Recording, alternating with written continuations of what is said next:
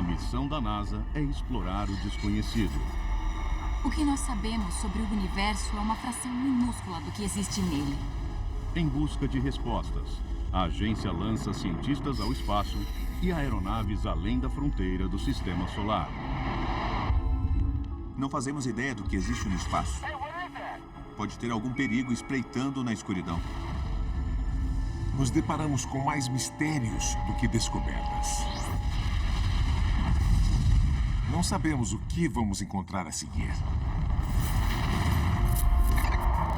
A tripulação da Estação Espacial Internacional enfrenta uma crise que ninguém podia prever. A 430 quilômetros de altura, sem ter como voltar para casa. É uma ideia assustadora. Cientistas revelam possível evidência de presença extraterrestre no oceano. É o primeiro genoma sequenciado de algo que parece extraterrestre. E geólogos da NASA encontram pistas do que causou a aniquilação de quase toda a vida na Terra. O que nós temos é quase uma tempestade perfeita para causar uma extinção em massa na Terra. Estes são os segredos da NASA. Uma testemunha avista um objeto estranho pairando no céu noturno da Virgínia. Quando a testemunha é um engenheiro da NASA, bom, então é melhor prestar atenção. Após meio século, o fenômeno continua sem explicação. Afinal, o que foi aquilo? O que era? Poderiam documentos da NASA tornados públicos resolver o mistério?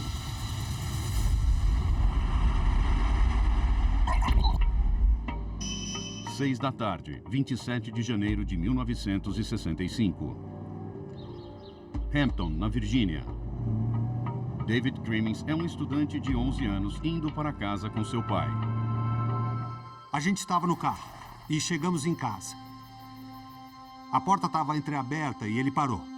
E ficou olhando pelo para-brisa.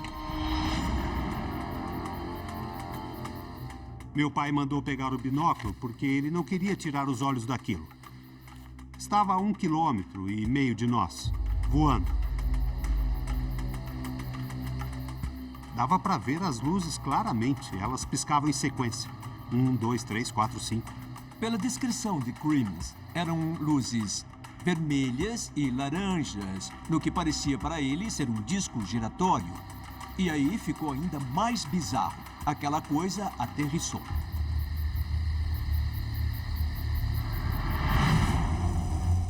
Em muitos sentidos, o incidente de Hampton é apenas mais um avistamento de OVNI. Mas o pai de David não é uma testemunha qualquer. O meu pai era engenheiro militar. Ele trabalhava na base da Força Aérea de Langley, na NASA. Ele conhecia todo o equipamento avançado exótico usado pela NASA e sabia como consertá-lo e fazê-lo funcionar. Quando um funcionário da NASA relata um OVNI, especialmente sobrevoando uma instalação militar ou do governo, o governo tem que divulgar. A Força Aérea inicia sua própria investigação sobre o incidente de Hampton. A Força Aérea nos passou a informação que o objeto avistado era, na verdade, um helicóptero H-3 Sea King. À noite dá para ver as pás da hélice emitindo uma descarga elétrica. E dá para ver as cores. Elas parecem um laser indo de um lado para o outro. Mas a explicação da Força Aérea não condiz com o relato de uma aeronave silenciosa feito por Crimmins. Aquilo não fazia nenhum sentido. A Força Aérea disse que era um H-3 Sea King. Só que, para começar, esse helicóptero não faz muito barulho. Nós ouvimos com o máximo de atenção possível e não escutamos nada. Então ele disse, eu tenho certeza de que não é um helicóptero. Crimmins exige uma investigação mais profunda. Depois de ser entrevistado pela Força Aérea, o Crimmins acabou falando com o NICAP. O NICAP, o grupo de investigação de OVNIs mais importante da época, abriu uma investigação. E foi quando as coisas ficaram interessantes. Para os investigadores do NICAP, o local do avistamento de Crimmins pode fornecer uma explicação. Nos arredores de onde as duas testemunhas estavam, fica a base da Força Aérea de Langley.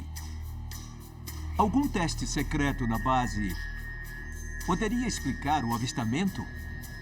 Na época, a Força Aérea estava construindo o que chamamos de Projeto 1794. Foi a primeira tentativa deles de construir um disco voador. Na época do avistamento, o projeto 1794 era considerado ultra secreto.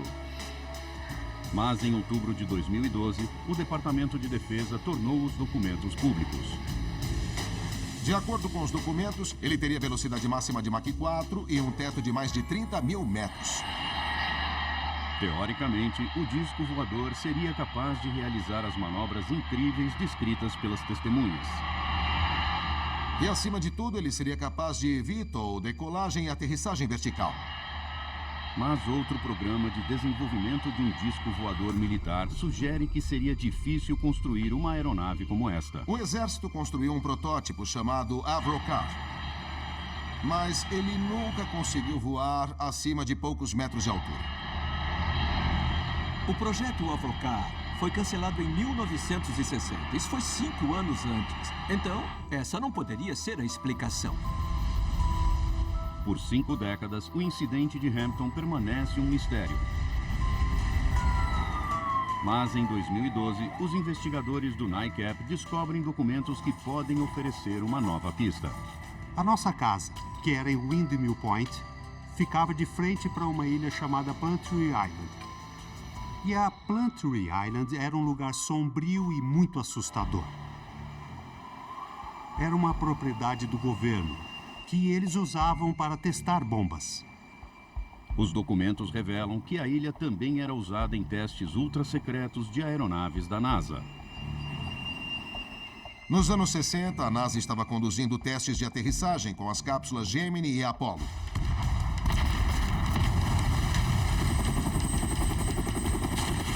Elas eram erguidas com algum tipo de guindaste ou um helicóptero e jogadas do alto para aterrissar na água, cair no solo, testar os paraquedas, esse tipo de coisa. Alguns destes testes eram secretos. Não esqueça que os Estados Unidos estavam na corrida para chegar primeiro à Lua.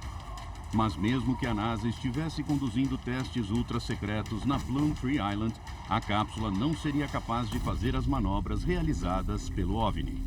A Plumtree Island seria um bom lugar para isso, mas aquela coisa não despencou. Ela estava pairando. É claro que um engenheiro da NASA já tinha visto um teste de pouso e não confundiria a cápsula com algo realmente desconhecido. 50 anos depois, David Crimmins continua buscando respostas para o mistério que intrigou o seu pai. Todo mundo tem memórias que consegue visualizar de forma muito vívida e específica. Essa é uma delas para mim. Provavelmente nunca vamos saber o que aqueles dois viram. Ainda há muitas perguntas sem resposta.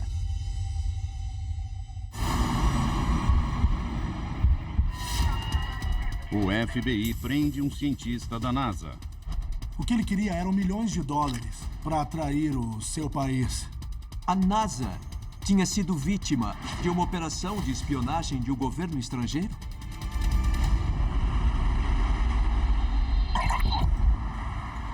Fevereiro de 2007. Agentes do FBI investigam o cientista da NASA Stuart Nozet. As autoridades desconfiam de que o cientista excepcional esteja fraudando o governo em milhares de dólares. Eles tinham motivos para acreditar que o Nozet estava usando verbas para coisas que não tinham nada a ver com o trabalho dele. Ele usou o dinheiro roubado do governo para construir uma piscina, para pagar férias e outras despesas desse tipo, e foram à casa dele em busca de evidências. Os agentes encontram provas da fraude, mas descobrem algo ainda mais grave. Em meio aos recibos do Nozet, eles acharam documentos confidenciais. Documentos que não deviam estar na casa dele. O FBI suspeita ter descoberto algo importante. Em sua carreira, o Nozet passou pelo Departamento de Defesa, Departamento de Energia, e depois ele trabalhou para a NASA e trabalhou na Casa Branca por algum tempo. E ele teve acesso a informações confidenciais em todas essas etapas. Ele trabalhou em alguns dos programas mais secretos do governo. Programas nucleares, programas de mísseis antibalísticos, o programa Guerra nas Estrelas. O que começou como uma mera investigação rotineira de fraude tomou um rumo sinistro e entramos no território da espionagem. Os agentes do FBI examinam os discos rígidos de Nozet para descobrir o destino daqueles segredos. Eles acharam um e-mail no qual ele oferecia documentos altamente confidenciais para o governo israelense.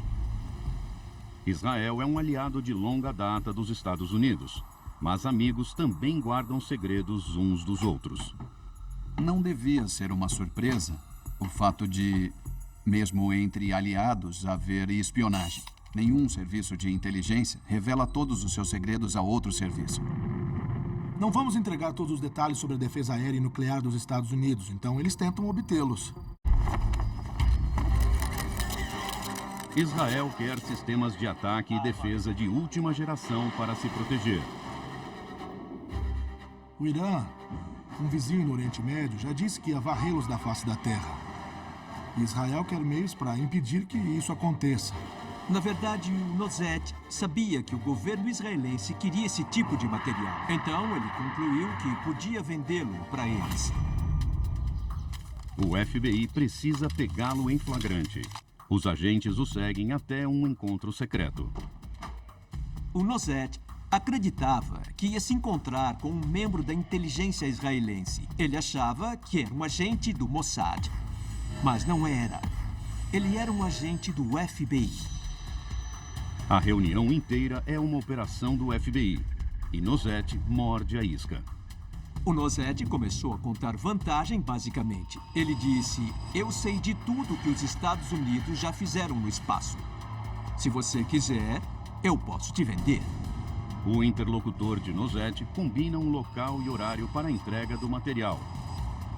O agente exige detalhes específicos de tecnologias ultra-secretas de sistemas de satélite e alerta rápido. Apenas 14 dias depois, Nozet cumpre sua parte. O FBI ficou chocado. Ele estava oferecendo as joias da coroa. Segredos valiosos estavam lá, em preto e branco. Todos à venda. Era espantoso. Além de Nozet fornecer informações sobre tecnologia nuclear, ele também forneceu informações sobre a tecnologia militar espacial. Esta é a gravação secreta do FBI de um encontro com Nozet. Naquela reunião, o Nozet não foi modesto. Ele começou a exigir muito mais dinheiro.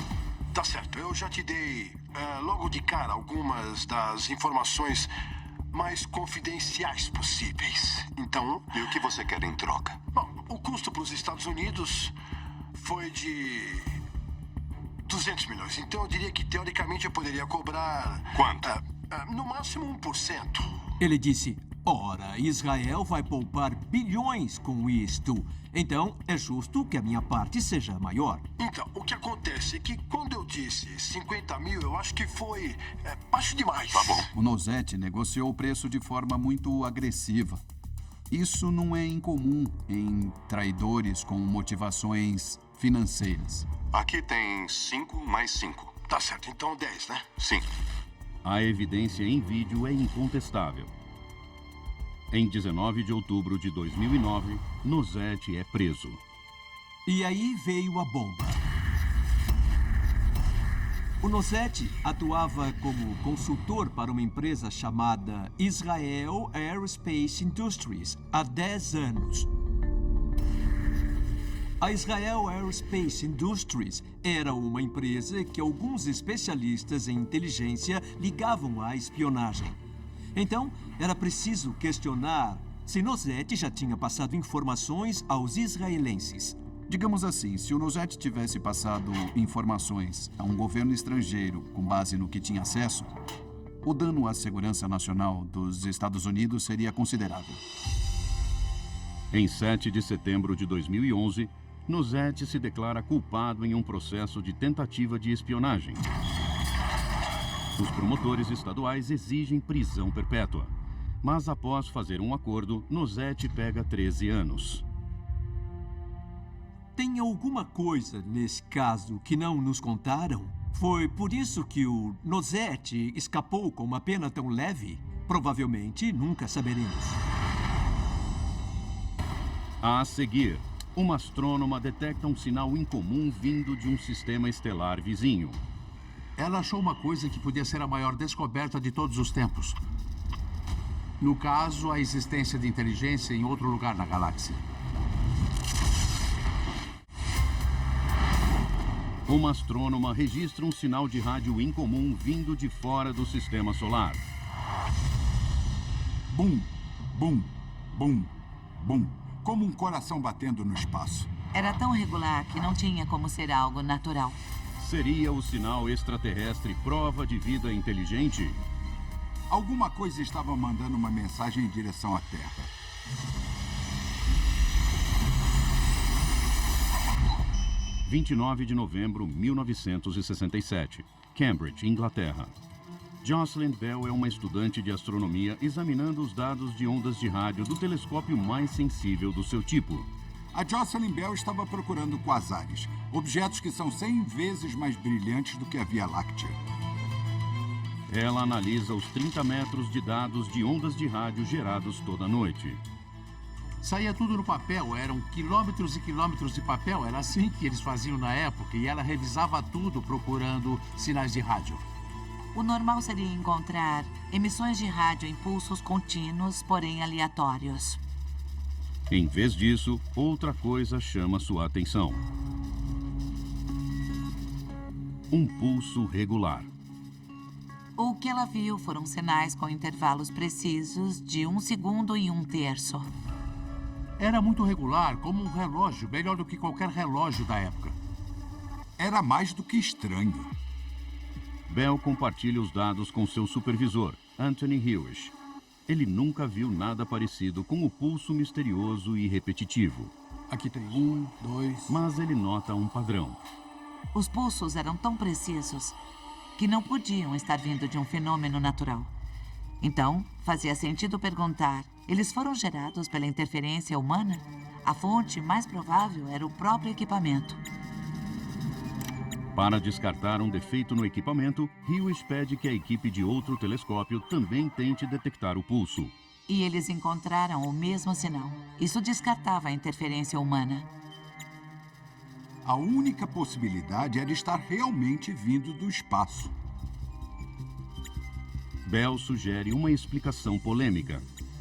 Ela chamou de sinal dos homenzinhos verdes, ou LGM em inglês. Era tão preciso que parecia estar vindo de extraterrestres tentando nos enviar um sinal. Ela achou uma coisa que podia ser a maior descoberta de todos os tempos. No caso, a existência de inteligência em outro lugar da galáxia. Bell e Hewish investigam os dados a fundo para determinar a origem do pulso misterioso. Eles concluíram que a fonte era um ponto específico do céu, a constelação de Vulpecula, e que a fonte ficava a 200 anos-luz daqui. Vulpecula abriga 5 estrelas orbitadas por exoplanetas. Pesquisas recentes revelam que um destes planetas contém água. E água pode significar vida. Bell faz uma análise mais detalhada de seus dados. Ela começou a procurar esses pulsos estranhos em outros pontos do espaço e, incrivelmente, encontrou mais um. É outro sinal pulsante. Desta vez, em uma frequência diferente, mas transmitindo exatamente da mesma forma. Então, ela encontra mais um, e mais um. Ela começou a achar estranho. Havia várias civilizações extraterrestres tentando se comunicar conosco ao mesmo tempo usando o mesmo método. Ela concluiu que deveria ser outra coisa.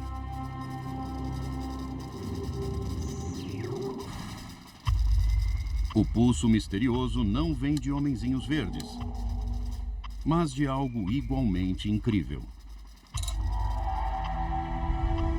O sinal LGM1 de Jocelyn Bell vem de um novo fenômeno cosmológico. Em fevereiro de 1968, Bell e Hewish publicam a descoberta de um corpo celestial superdenso e altamente magnetizado. uma estrela de nêutrons. Quando uma estrela gigante morre, ela se contrai.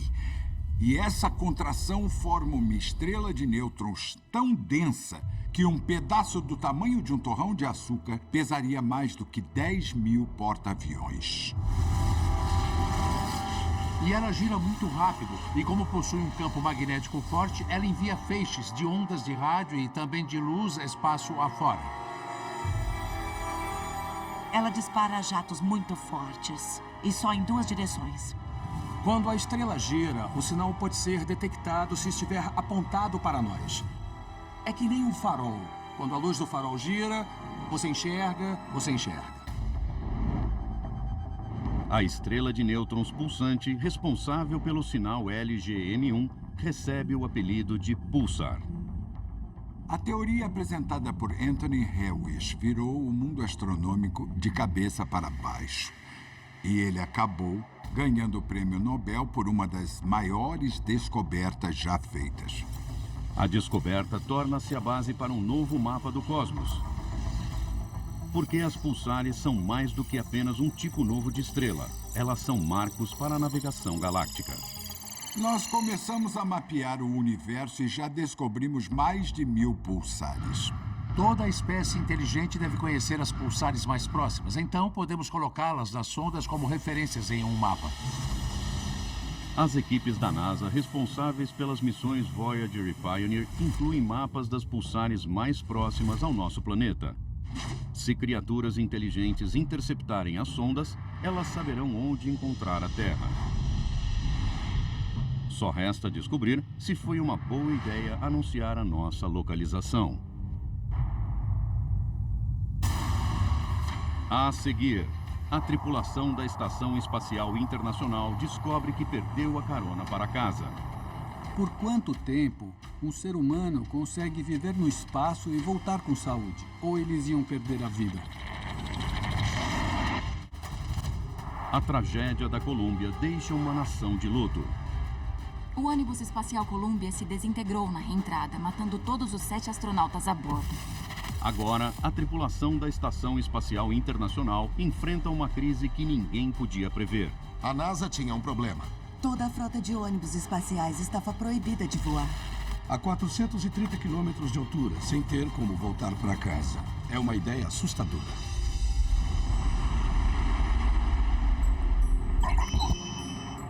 Fevereiro de 2003. A Estação Espacial Internacional orbita a Terra a 400 quilômetros de altura. O comandante Kenneth Bowersox, o engenheiro de voo Donald Pettit e o engenheiro russo Nikolai Budarin formam a Expedição 6. Após 4 meses, eles preparam sua volta à Terra. Eles iam voltar quando o ônibus espacial Atlantis levasse a expedição seguinte a bordo. Eles iam trocar de lugar e voltar no ônibus espacial. Mas poucas semanas antes de voltarem para casa na Atlantis, uma tragédia acontece. O ônibus espacial Columbia foi perdido na reentrada e seus 7 tripulantes morreram. A notícia abala a tripulação da Estação Espacial Internacional. We've had time to grieve our friends, and that was very important. When you're up here this long, you can't just bottle up your emotions and focus all the time. Eles ficam sabendo que o programa de ônibus espaciais foi suspenso por tempo indeterminado. Eles não têm como voltar para casa. A NASA tinha um problema. Os ônibus podiam levar 2 anos ou mais para voltar a decolar. Se voltassem. Nenhum ser humano passou tanto tempo no espaço. Ninguém conhece os efeitos de longo prazo da microgravidade sobre o corpo e a mente. Por quanto tempo um ser humano consegue viver no espaço e voltar com saúde? Ou eles iam perder a vida? Os astronautas enfrentam uma ameaça mais imediata às suas vidas: o fim da comida e do oxigênio. Eles não tinham como voltar para casa. Eles não tinham suprimentos o bastante. Era como um naufrágio. Você entra em modo de sobrevivência e tenta postergar a data crítica em que vai ficar sem oxigênio, comida ou água. A Rússia pode enviar sua nave de suprimentos, a Progress, para entregar os itens básicos, mas o número de viagens é limitado. A equipe da Expedição 6 tinha que voltar em algum momento. A questão era como. Os engenheiros da NASA avaliam se uma tripulação reduzida pode lançar uma missão de resgate a bordo da Atlantis. Mas com a causa do desastre da Columbia ainda desconhecida, a Atlantis permanece em solo. A NASA estava sob os holofotes não só do público, mas também do governo. Era o segundo desastre fatal com um ônibus espacial e o programa inteiro podia ser cancelado. Em meio a tudo isso, a NASA não podia perder mais vidas. Podia haver uma solução para o problema da NASA já a bordo da estação espacial. Um bote salva-vidas. A nave espacial Soyuz TMA-1. Mas usar a cápsula russa TMA-1 é uma ideia arriscada. A espaçonave russa Soyuz é considerada um veículo bem rudimentar. Foi usada pela primeira vez nos anos 60. É pequena, é apertada, é basicamente uma cápsula acolchoada presa a um paraquedas. Os astronautas sabiam que a TMA-1 era a primeira de uma nova geração da espaçonave. Ela tinha até um novo sistema de navegação experimental que nenhum dos homens já tinha operado. A equipe da Expedição 6 encara uma extensão de 3 meses à sua missão, enquanto os engenheiros tentam bolar outra forma de trazê-los para casa. Logo, a tripulação ficará sem comida e ar respirável. Não há um plano B. O Bowersox, o Petit e o Budari se apertaram na Soyuz para a viagem de volta. Os astronautas da NASA nunca tinham usado uma Soyuz. Eles deviam estar bem nervosos. E tinham bons motivos para se preocupar. A Soyuz com a Expedição 6 está deixando a estação. Após 3 horas de uma descida perfeita, a nave russa apresenta problemas. Quando a nave iniciou a reentrada na atmosfera terrestre, surgiram chamas na janela. Então aconteceu o impensável e a cápsula começou a girar. Acendeu a luz de que eles estavam em queda balística na atmosfera.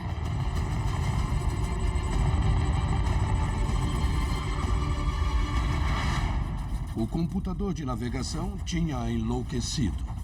O que ele fez foi trocar a trajetória da espaçonave da rotina normal para a queda balística, quando a gravidade é a única força atuando sobre ela. A cápsula segue descontrolada rumo ao solo, a 27.300 km por hora. Uma aceleração 10 vezes superior à gravidade terrestre esmaga os astronautas. O corpo deles não estava mais acostumado à força G. Estavam flutuando há 5, 6 meses. Agora, o coração tem que se lembrar de mandar sangue para o cérebro para evitar um desmaio. Mal dá para respirar. É horrível. Àquela altura, o cosmonauta russo começou a recitar a orientação que tinha recebido caso aquilo acontecesse. Ele dizia: você tem que tossir para conseguir respirar. Tem que tossir, tossir. Porque se você exalar, não vai conseguir inflar os pulmões novamente. Então você tosse para aumentar a capacidade de respirar. Os astronautas precisam falar com o controle da missão para avisar que a queda balística os tirou da trajetória. Mas não dava. A antena da espaçonave tinha sido arrancada pela força da reentrada. E isso gerou uma ansiedade considerável entre todos que estavam monitorando a missão.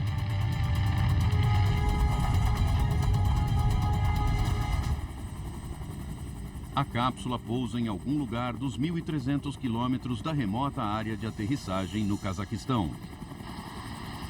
Os russos lançam uma enorme operação de resgate. Eles encontram a cápsula Soyuz a 500 quilômetros do alto, sem nenhum sinal de vida. Era tarde demais? Os astronautas tinham sido incinerados na atmosfera? A porta da espaçonave se abriu e a tripulação estava viva lá dentro. A NASA tinha conseguido trazer os seus homens de volta. Os astronautas americanos da Expedição 6 são os primeiros a aterrissar em uma cápsula russa Soyuz. Hoje, todos os astronautas da Estação Espacial Internacional voltam para a Terra a bordo de uma Soyuz. A seguir, cientistas examinando o DNA de uma misteriosa criatura marinha descobrem genes que não conseguem explicar. Parece a história dos X-Men. A Terra é bombardeada com radiação e a vida toma formas diferentes, estranhas e mais poderosas. Cientistas descobrem DNA não identificado no polvo. É o primeiro genoma sequenciado de algo que parece extraterrestre. É o animal mais bizarro que eu já vi. A evidência levanta a possibilidade de uma vida na Terra ser moldada por misteriosas forças cósmicas.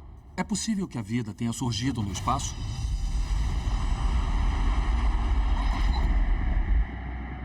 Existem monstros entre nós. Sangue azul, olhos grandes e complexos, pele capaz de mudar de cor e textura, braços repletos de ventosas. Ele pode estar se mexendo bem na sua frente e em um segundo ele desaparece. Acho que todo mundo concorda que os polvos são estranhos, são diferentes de todas as outras criaturas que encontramos num aquário. Eles são muito diferentes do que vemos em outros animais. E é por isso que eles parecem como alienígenas. Em dezembro de 2014, geneticistas da Universidade de Chicago iniciam uma investigação para revelar os segredos por trás das habilidades incomparáveis do polvo. Eles descobrem que trechos importantes do seu genoma não se repetem em qualquer outra forma de vida. Os geneticistas descobriram recentemente que o genoma dos polvos é bem diferente do de outros moluscos. Descobrimos que 10% dos genes não batiam com os genes de outros animais. O polvo é diferente de tudo que nós já vimos. Geneticamente, ele parece extraterrestre. Os geneticistas chamam estes trechos críticos do DNA de genes de novo. O estudo dos genes de novo é um campo recente da biologia evolutiva e da biologia funcional. E é uma ciência de vanguarda. Alguns cientistas desenvolveram a teoria polêmica de que este material genético sem explicação teria surgido no espaço. Eu acho que o surgimento repentino de genes de novo nos polvos significa que eles vieram de fora da Terra. Eu acredito que quase todos os desdobramentos novos na história da vida na Terra têm ligação com o espaço. Quando surge um novo traço numa espécie, ele precisa vir de fora do sistema. Os cientistas sugerem que estes genes misteriosos podem ter evoluído dentro de micróbios alienígenas. Eles pegaram carona através do espaço nos milhares de asteroides que atravessam nosso sistema solar. Alguns caíram no nosso planeta. Em agosto de 2011, os cientistas da NASA descobrem evidência que pode sustentar a teoria polêmica. Eles encontram aminoácidos, os elementos básicos do DNA, em amostras de um asteroide antártico. É possível que um DNA surgido no espaço tenha se infiltrado na vida terrestre? Eu acho que precisamos levar essa ideia muito a sério no momento. Mas nem todos os cientistas acham a teoria convincente. É verdade. Meteoros e asteroides possuem elementos biológicos básicos como parte de seu conteúdo natural. Mas o que são esses elementos básicos? Não há DNA nos asteroides e meteoros. Não há proteínas. Apenas aminoácidos muito simples. Astrônomos criaram uma teoria de que outro tipo de evento cósmico pode ter sido responsável pelas mutações estranhas do polvo. Eles sugerem que os genes do animal podem ter sido afetados por um evento há milhões de anos-luz da Terra. Uma supernova. Uma supernova surge quando uma estrela morre. O combustível dela acaba e ela começa a se contrair. E de repente, bang! Ela emite uma onda de choque e muita radiação. E ao chegar à Terra, por exemplo, a radiação de uma supernova pode afetar a evolução biológica. Nós sabemos que a radiação gera mutações. Os cientistas acreditam ter encontrado um padrão. Períodos de evolução rápida na Terra coincidem com as datas de explosões de supernovas próximas. Parece a história dos X-Men. A Terra é bombardeada com radiação e a vida toma formas diferentes, estranhas e mais poderosas. Mas os céticos não acreditam que a explosão radioativa de uma supernova possa alterar formas de vida no oceano profundo. Sim, é claro. Uma supernova geraria muita radiação. Mas um polvo embaixo d'água não seria afetado pela radiação. A água é uma barreira eficiente contra a maioria das radiações de alta energia. Pelo menos nos aspectos relevantes à biologia. A teoria de que uma supernova distante é responsável pelas mutações inexplicáveis no genoma do polvo continua cercada de polêmica. Os segredos que fazem com que um polvo seja um polvo estão em algum lugar do genoma dele. É difícil extrair a resposta, mas a informação e o princípio estão lá. A seguir, geólogos encontram pistas do que desencadeou a aniquilação de quase toda a vida na Terra. O que nós temos é quase uma tempestade perfeita para causar uma extinção em massa na Terra. Geólogos descobrem depósitos extraterrestres na superfície da Terra. Como aquilo foi para lá 250 milhões de anos atrás? A resposta pode iluminar a causa da maior extinção na história do nosso planeta. A grande morte não foi causada por um único evento. Alguma outra coisa deve ter acontecido aqui. 2001, sul da China. Geólogos fazem uma descoberta alarmante. Depósitos sulfurosos bizarros, que deviam estar a 16 quilômetros de profundidade, encontram-se fundidos às rochas superficiais. Os cientistas desenvolvem uma teoria. Uma força extraterrestre pode ser a responsável. Isso indica fortemente o envolvimento de um asteroide. Se um objeto muito grande destruísse parte da superfície terrestre, ele poderia escavar substâncias de camadas muito profundas do planeta. Um impacto tão forte espalharia o material do manto terrestre por toda a superfície. Material que poderíamos encontrar hoje. Os cientistas medem o decaimento dos elementos radioativos presentes nas amostras rochosas. Os resultados indicam que um asteroide gigante atingiu a Terra 250 milhões de anos atrás. Mesmo que você tivesse a sorte de sobreviver ao impacto original, os efeitos após a queda do asteroide seriam devastadores. Estamos falando de poeira se espalhando pela atmosfera. O Sol seria totalmente bloqueado. Aconteceriam mudanças gigantescas na superfície da Terra. Também haveria um aquecimento global catastrófico e chuva tóxica. Se os geólogos realmente encontraram evidências de um impacto de asteroide letal, podem ter resolvido um mistério que intriga os cientistas há décadas. O que causou a extinção global mais catastrófica do planeta? A grande morte ou a extinção do fim do Permiano é, até onde sabemos, a mais severa extinção na história da vida. 70% das espécies vertebradas terrestres foram extintas. 96% dos animais marinhos foram extintos. Foi a única vez na história da Terra em que até os insetos foram extintos em massa. Nenhuma forma de vida escapou ilesa.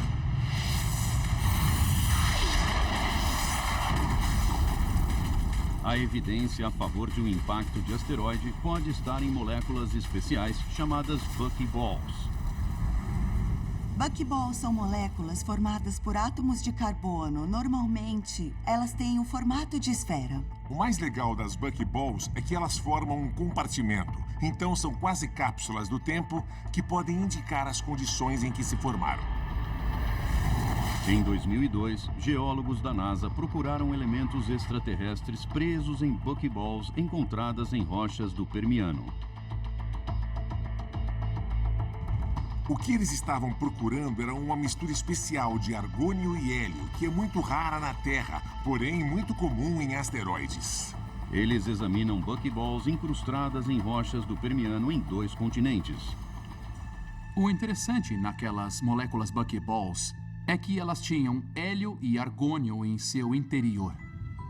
E como aquelas buckyballs extraterrestres foram parar nos sedimentos da fronteira entre o Permiano e o Triássico, elas devem ter vindo do espaço e devem ter vindo de um impacto de asteroide. Mas nem todos estão convencidos de que um enorme objeto extraterrestre se chocou com a Terra há 250 milhões de anos. Muitos cientistas não concordam em primeiro lugar. Não há vestígios de uma cratera gigante. É possível que essa cratera nunca seja encontrada. Pode ser que a cratera tenha sido varrida da face da Terra. Uma nova causa possível para a grande morte surge na Sibéria, que já foi um lugar bem diferente da imensidão gelada que conhecemos hoje. Há 250 milhões de anos, a área apresentava uma atividade vulcânica inédita. No fim do Permiano, ocorreu a maior erupção geológica de lava dos últimos 500 milhões de anos. A quantidade liberada cobriria hoje todo o território continental dos Estados Unidos. Dióxido de carbono sendo cuspido na atmosfera, nuvens de cinzas cobrindo todo o planeta, bloqueando o Sol, sufocando a vida na superfície. Teria sido um inferno. Mas é pouco provável que as erupções sozinhas tenham desencadeado alterações climáticas globais. Os vulcões da Sibéria, na época, não teriam liberado CO2 ou metano suficiente para explicar o que aconteceu com a atmosfera. Nem de longe. Então, de onde será que vieram os gases extras? Em 2014, o geofísico financiado pela NASA, Daniel Hochman, afirma que uma forma de vida incomum pode ter sido responsável por poluir a atmosfera com o metano assassino. Um colega meu fez uma pesquisa na pós-graduação sugerindo que um tipo específico de micróbio produtor de metano pode ter surgido há menos de 450 milhões de anos. Estes micróbios metabolizam níquel e aquelas erupções vulcânicas na Sibéria teriam fornecido exatamente o níquel de que eles precisavam. Para Hochman, as enormes quantidades de níquel expelidas pelos vulcões da Sibéria causaram uma explosão populacional do micróbio. Quanto mais níquel nós fornecemos, mais ele fica feliz e mais metano ele produz a partir de um substrato orgânico. O que nós temos é quase uma tempestade perfeita para causar uma extinção em massa na Terra. Mas, para alguns cientistas, ainda é cedo demais para afirmar com certeza que 90% da vida na Terra foi extinta por um micróbio.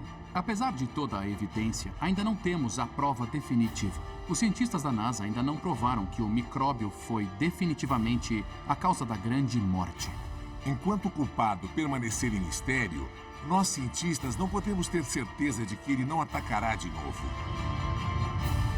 Versão brasileira, Vox Mundi.